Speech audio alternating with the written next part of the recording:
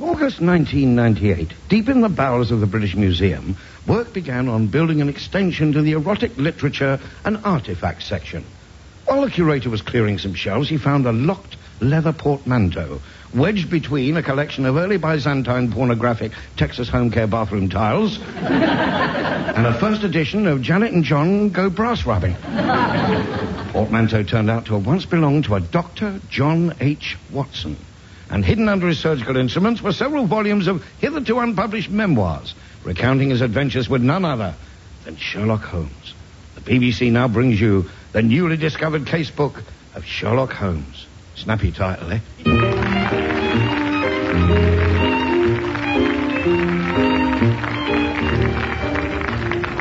Here begins the latest volume of the Journal of Dr. John H. Watson. Though it is somewhat distracting trying to write in the middle of this blasted traffic. That's better. One of the most bizarre cases I ever became embroiled in, due to my association and friendship with Sherlock Holmes, the brilliant detective, master of disguise and toffee-nosed ponce, was known as the case of the Clockwork Fiend. It began one spring morning in the year 1889. I was attending to my morning ablutions at 221B Baker Street, and Holmes was reading the newspaper. Watson? Yes, Holmes? Listen to this. Can it wait? I'm attending to my morning toilet. Yes, so you said in your narrative. Get Mrs. Hudson to summon the plumber if it won't flush. No. My ablutions. Ooh.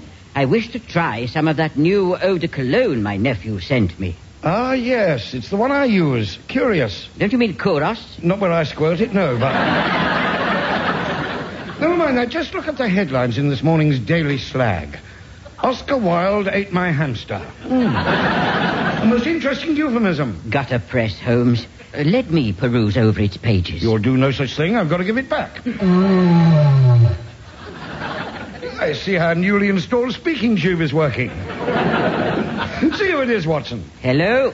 That's you, Dr. Watson. It is, Mrs. Hudson. I've got Inspector Lestrade from Scotland Yard here. He wishes to see Mr. Holmes. Lestrade? Oh, send him up, Mrs. Hudson. Send him up and prepare 11s for 3. But it's only 10:30. Shall I wait half an hour and then bring him up? How would you like a punch in the mouth, Mrs. Hudson? Oh, get off with you, Doctor. I'm a married woman. Come in, Lestrade. Morning, Mr. Holmes. Dr. Watson. Morning, Lestrade. I must say you got up here rather quickly. It's 3 flights. I slid up the banisters. Yeah. I can see your cheeks are flushed now. State your business, Lestrade. Does the name Bert Quasimodo ring any bells?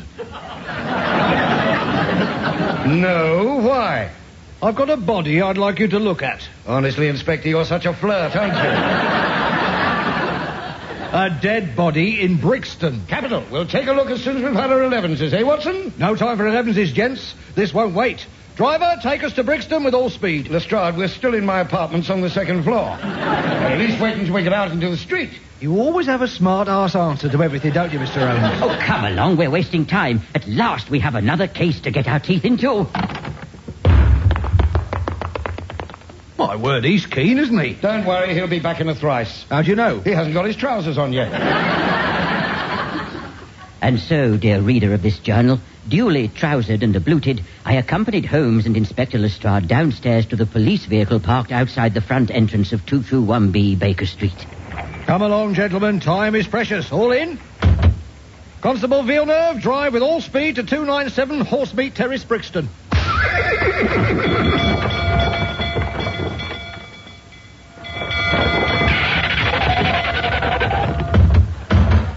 We're here, gents. Best thing we ever did buying that racehorse. Well done, Schumacher. So, where's this body, then? In the bathroom. It's 4 floors up, I'm afraid. No problem. We can get there via this music link.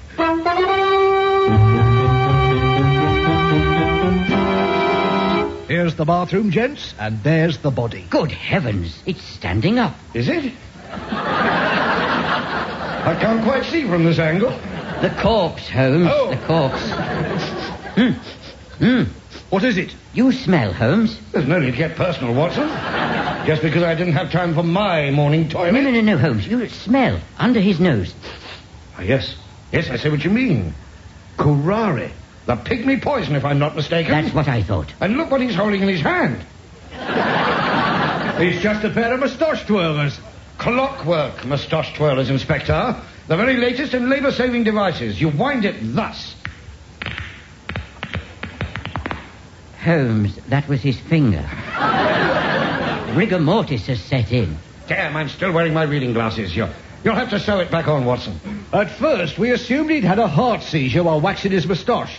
Then, under that tin of wax in his other hand, we found this newspaper cutting taken from the advertising section of the Times. Here you are. Tonight at Lambeth Town Hall, a most illuminating lecture with accompanying lantern slides entitled The Borneo Experience, and live narration is spoken from the mouth by that most eminent of explorers, Orinoco Quills. The Lambeth Town Hall is only round the corner. I think it would be worth attending this lecture, don't you? Alas, we're too late. The tonight in question was April the 14th last week. Oh, botheration. Here, what's your language, Doctor? I'm a policeman. I'm sorry, Lestrade, sorry. Apology accepted.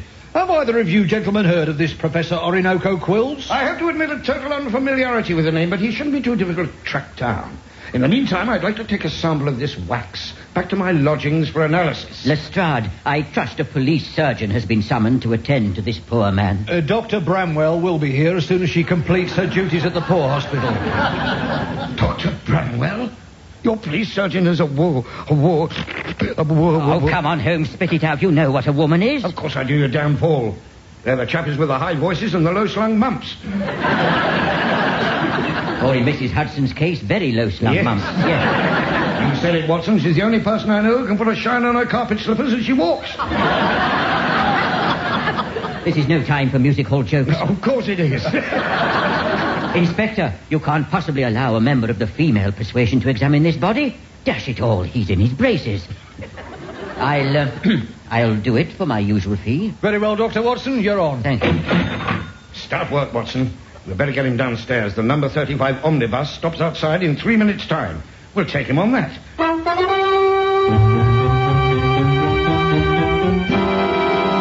Mr. Holmes, how much longer is that body going to be laid out on my dining table?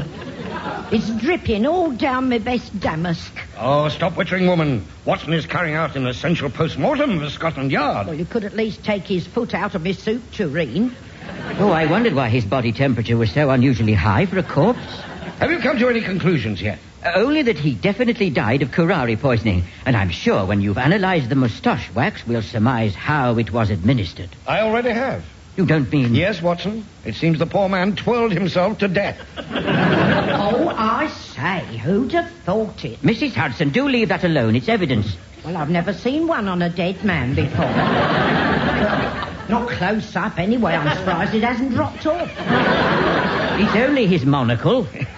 Go and do something useful, like strangling a street urchin or blackleading the brasses or whatever you domestics do to while away the time. Well, I'll start preparing your supper. I've got a nice haunch of venison simmering on the stove. I'm afraid we're dining out tonight, Mrs. Hudson. Are we? Where? Basingstoke. A gastronomic destination that doesn't readily spring to mind, I grant you. But, according to the society column of this morning's Times, Lord and Lady Fark are holding... I'll repeat their names again. Don't you think, Watson? I think it's worth it. Yes, I think you will. Lord and Lady Fark are hosting an evening of musical delights and cultural edification at their stately home, Fark Hall. Entertainment to be provided by Hortense Crippen, mezzo-soprano, accompanied by Beauregard Crush on the pianoforte. And wait for this, an illuminating lecture with accompanying lantern slides entitled The Borneo Experience. Orinoco Quills? Excellent deduction, Watson. Perhaps he might help us unlock the mystery of Bert Quasimodo's demise. Well, and for dessert, there's kumquat sorbet with melon balls and fan wafers, followed by mint creams and some of my best Colombian. Oh, really? Don't get excited. You drink it, not shove it up your nose. Yes, well, like I told you, we won't be dining here tonight. Oh, well, I'll just open a tin of pilchards then. Me and Mr. Rarey can have them. Mr. Rarey. Tom Rarey. He's a Scotchman who's just moved in next door. He's ever so nice, a real gentleman. He has the decency to wear something under his kilt. I know I'm going to regret asking this, Mrs. Hudson. But how on earth do you know that? I was talking to him in the front parlour this morning and I had me patent leather shoes on. I looked down at the reflection in them and I could see right Yes, all right, yes. I get the picture. I knew I shouldn't have asked. Oh, well, I suppose I shall have to wear my best bib and tucker for this do at Fark Hall. But of course, the cream of London society will be there. Would you like me to run an hot iron over your dicky, Mr. Holmes? Not after the last time, Mrs. Hudson. It turned brown. Now. Come, Watson, we have some preparations to make. What about the stiff on my dining table? You deal with it, woman. Put him out the back. The dustmen come on Tuesday. I still don't see why we had to wear these ridiculous disguises, Holmes. With so many luminaries present, there's every chance of my being recognized. Hence, my portrayal of a German aristocrat. And you, my trusty equerry. Oh, dear. Our evenings at the Dame Disraeli Amateur Players haven't gone to waste, have they? Here we are. Remember, Watson, play your part with zeal and watch and listen for any clue. Very well. Ring the doorbell. Yes. Good evening, sirs. I am Schmuck, the butler. Please come in. Jawohl! Count Heinrich von Schleppentickle at your services. And this is my trusty equerry, Herr Peace. Auf Wiedersehen. I am your acquaintance, most pleased to be making. Where is the nosh? You will be excusing my chum. He is the greedy fat guts, you know. Gentlemen, I bid you welcome. I am Lady Ambrosia Fark. I don't recall sending you an invitation to my little soiree. Forgive me for goose-stepping into your most sumptuous home unannounced. But I am being afraid that we are portcullis crashers at your knees up. And pardon me for our disheveled appearance. We have been most active at the front. Of course. But you have just missed a most edifying recital by Hortense Crippen. I am beside myself with grief to hear that. And I am beside him also. Yeah. So where is Lord Fark, Lady Fark? Lord Fark has a little quirk, I'm afraid. Does he? Well, you know what they say, size isn't important. Montague has a penchant for pulchritudinous parlourmaids. He's probably in the pantry with one of the little trollops right now. But no doubt, when he has sated his lust, he will return to us. In the meantime, can Schmuck get you a drink? You are most kind. I will have a gin and 2 tonic. All right. The guests are getting stroppy. And I will have schnapps with a cherry in it, please. And I'll have another glass of my usual Schmuck. Yes, milady. That's a gin and tonic, schnapps with a cherry in it, and a pint of Old Peculiar. We will have them in the drawing room. Professor Quills is about to commence his lantern slide lecture. Come, gentlemen. Oh, thank you. Before I show this penultimate slide, I would request that ladies of a nervous disposition avert their gaze, as it is of a somewhat explicit nature. As you can see, my assistant, Dr. Oscar Golightly, had just been bitten by a deadly Borneo member. And as our expedition photographer exposed the picture, I was in the process of sucking the poison out. And finally, this is a picture of me being taken away by the Borneo police for committing an act of gross impropriety. Fortunately, the matter was cleared up when the tribesmen displayed the offending snake, now quite dead, and a large bribe had changed hands. And that concludes the first half of my lecture. Thank you. There's something familiar about Professor Orinoco Quills. I'm sure I've made his acquaintance before. I shall engage him in conversation to see if I can pick up any clues. Are you enjoying yourself, Count von Schleppentickle? Nine, Lady Fark. I was just checking my loose change there. Tell me, have you located your wayward hubby yet? No, I have not. The randy little pillock is probably still getting his end away below stairs somewhere. But enough of him. Your trusty equerry informs me that you have a musical bent. That is ein secret between me and my piano tuner. Yeah, he comes in twice a week to service your uprights. Isn't that so, Count? There will be no needing to gild the lily, Mouth Almighty. Oh, may I prevail upon you to entertain us, dear man, perhaps with a German folk song? But of course, the pleasure is all yours. Pianist, you will play!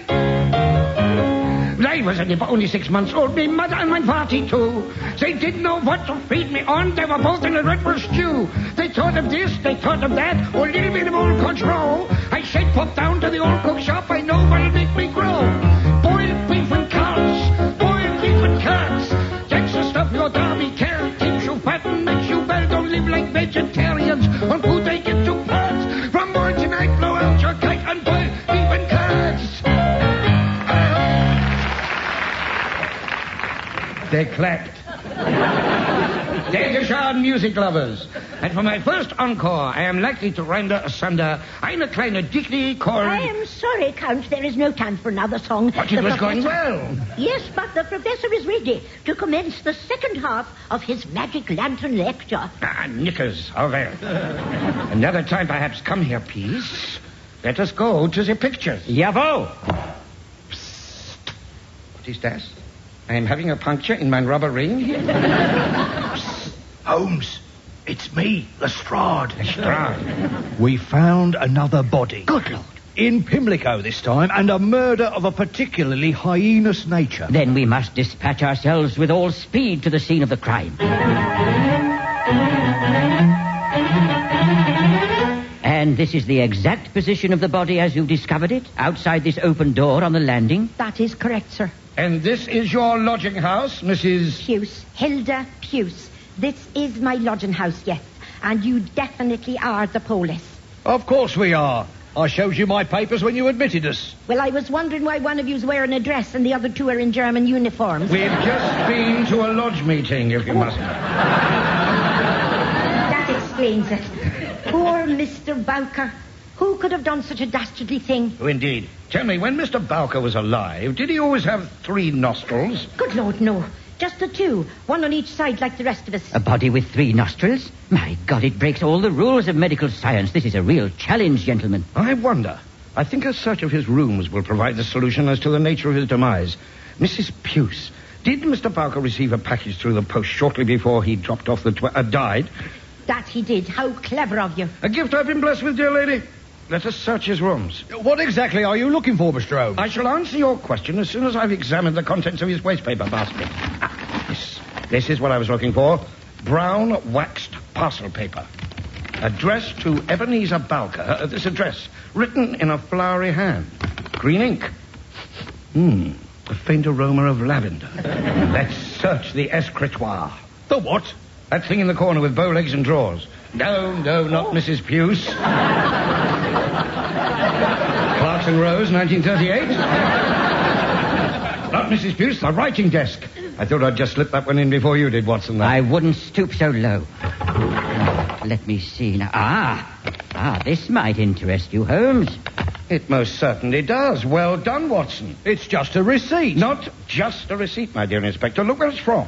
The Acme Patent Clockwork and Electric Paraphernalia Company. Who sent to Mr. Bowker, at the same time requesting the payment of 2 guineas, one labour-saving device known as the Wonder Dynamo-powered nose picker.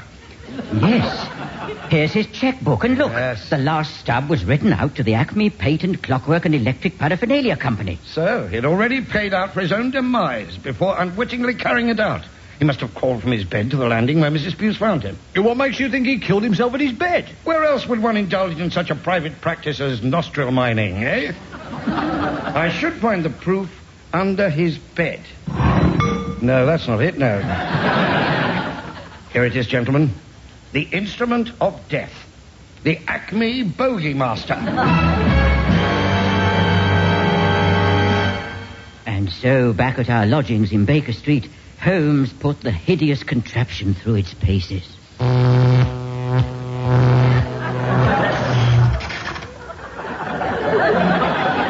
Yes, that's what I thought. Oh, dear. This bogey master doesn't work like the others. It's been doctored to operate anti-clockwise, you see, and at a much higher speed than the legal statutory rulings. Yes, so what you're saying is... Poor Ebenezer Bowker picked his nose to death. Wow. What fiendish brain could have invented such a devilish device? The same fiendish brain that invented the whizzy whisker moustache twirlers And the nifty naval belly button fluff remover. The nifty naval belly button fluff remover? I just said that, yes. It's another novelty item available through this company. How do you know? Before we left Fark Hall, I took the liberty of surreptitiously removing one of the advertising plates that had just been projected by Professor Quill's magic lantern. I still have it here, in my trouser pocket. By Jove, yes. It's an advertisement for the Acme Patent Clockwork and Electric Paraphernalia Company. Offering for purchase a number of items, including the moustache twirlers, the nose picker, and a belly button fluff remover. My bet is that last savoury little item will be the weapon of death for some unfortunate soul who's written to box number 347, Mount Pleasant.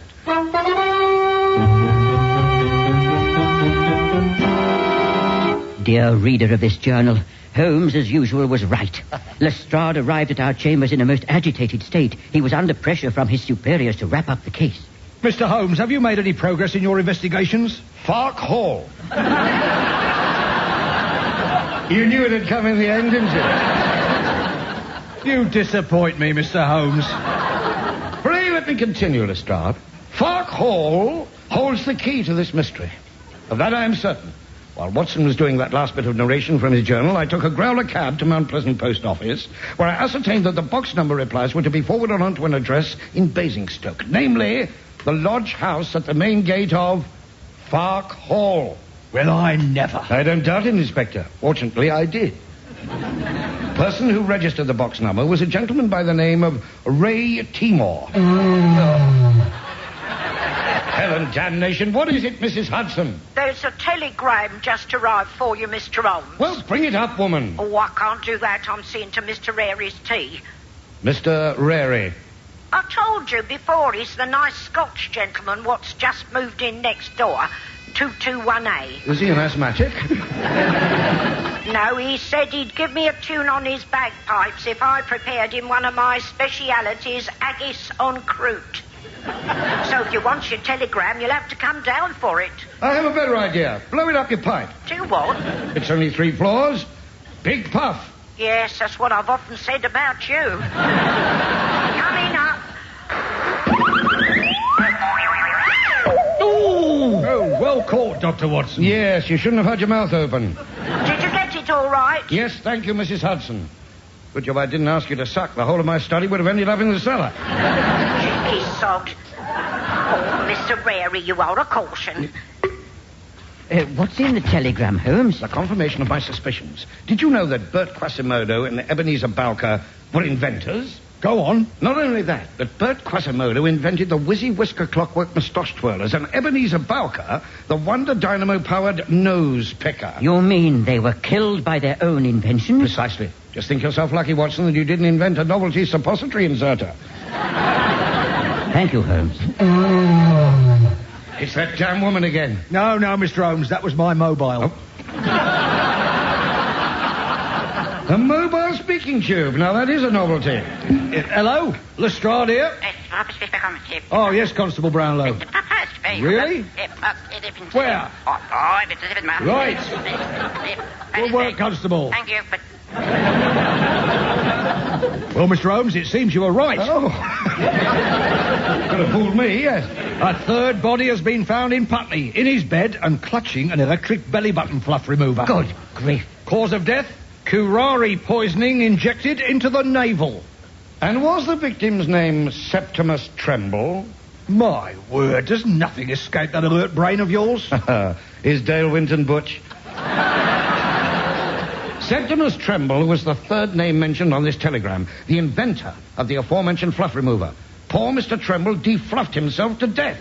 But why have these people been killed by their own inventions? That's what I intend to find out. I shall go to Fark Hall right away. Incognito, of course. Step aside, please, while I go behind this screen to try on my disguise. Well, do you think I would pass as the Dowager Dimpler Wool Pudding? Oh, bravo, Holmes. You'll carry it off to perfection, won't she, Lestrade? Well, I'm truly taken aback, Mr. Holmes, and that's a fact. Then I must dispatch myself with all speed to enter. Excuse the intrusion, but I thought that... Looks a mussy. Mr. Holmes, what you doing all dolled up like a vicar's cheap tart? You recognise me, Mrs. Hudson? Of course I do. I knows you like the back of my hand, which, incidentally, I've just given Mr. Tom Rary a taste of on account of the randy old git trying it on with me. Inspector, you'll find him asleep on the kitchen table on account of my having just slipped him a mickey, if you'll pardon the repetition. Well, me saying the words on account twice in the same speech, that is. Good God, woman, what are you chantering on about? Arrest our neighbour? What for? Insanity, perhaps, if he tried it on with you. You do want your arch-enemy safely under lock and key, I suppose, Mr. Mouth Almighty. Arch-enemy? Explain yourself, woman. You mentioned earlier a man called Ray Timmer, the bloke what registered the box number you were talking about. You've been listening in on the speaking tube again, haven't you? I've told you before to keep the stopper in your end. What about this Ray Timor, Mrs. Hudson? Well, it's an anagram, isn't it? Of Tom Rary, of course. Yeah, excellent, Watson. I wondered how long it would take you to work that one out. Oh, get off. You didn't have a clue, the none of you. Like you didn't have a clue that Ray Timor and Tom Rary are both anagrams of Moriarty. What? You mean Moriarty, Holmes's archest of enemies, was actually residing at 221A Baker Street? The audacity of the man. By thunder, he must have come to and returned to his lodgings next door. Quick, we must stop him. You're right. I can't stand that tune, I tell you. Daft old twazzers. Come out, Moriarty. We know you're in there. Well done, Watson. So much for the element of surprise. That's enough prating about. Let's break the door down. Oh, where is he? There's nobody here. But there is this wax cylinder of bagpipe music playing. And there's a note inside it. What does it say, Holmes? You won't catch me that easily, Holmes. Yarboo sucks to you. Yours affectionately, Professor Moriarty, arch-villain of this parish. P.S. If you play the other side of this wax cylinder, I will explain all. That swine, he's got away with it again. At least we foiled his devilish plan, whatever it was. The wax cylinder will tell us that. Oh, never mind. I'll put the kettle on and make us a nice cup of tea. And so, dear reader of this journal, over tea and fairy cakes, we listened to the gloating voice of Professor Moriarty explaining his fiendish plan. It seems the professor had stolen the patents of the inventions and was advertising them in his own emporium. The inventors had got wind of this and sent away for their own creations under the pretext of being ordinary customers. Moriarty, aware of the sources of these patents, had to silence them by doctoring the articles before dispatching them to his victims. His method of attracting new customers was to tour the country with his magic lantern under the guise of Orinoco quills. Orinoco quills, which is, of course, an anagram of... Watson, yes? They're rapidly losing the will to live. You know what time it is? Pass me my Stradivarius bow. You don't mean... Exactly. Smack botties!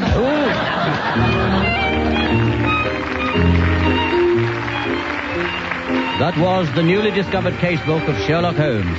The part of Sherlock Holmes was played by Mr. Royston Hudd, Dr. Watson by Mr. Christopher Emmett, and Mrs. Hudson and other feminine characters were depicted by Miss June Whitfield.